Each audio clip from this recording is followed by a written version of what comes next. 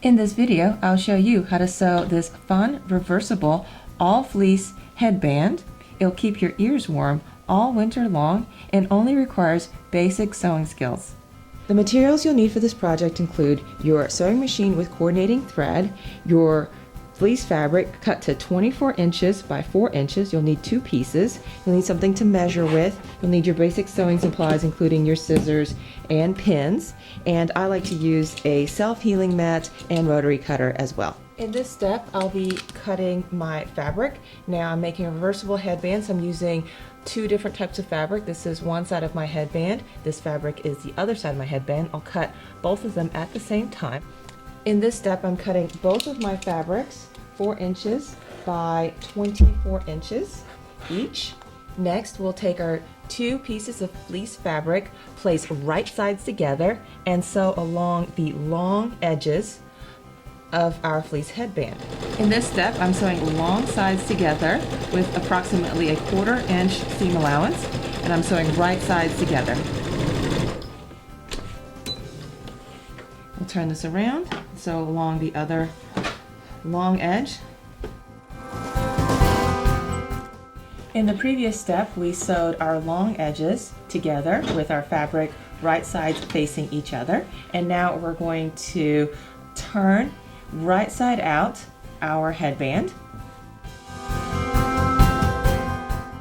And here is our right side out headband. In order to finish our headband, we'll take one end and we will tuck about a 1/2 inch inside itself, and then we'll take the other side of our headband and tuck this end inside the first end about 1/2 inch. Now that we have our ends tucked inside of each other, we'll take a few pins and pin this in place. In our next step, we will also top stitch along the long sides of our headband. If it's not perfectly centered, then I just suggest putting in a few pins to help hold your headband in place. And we'll repeat this step on the other side as well.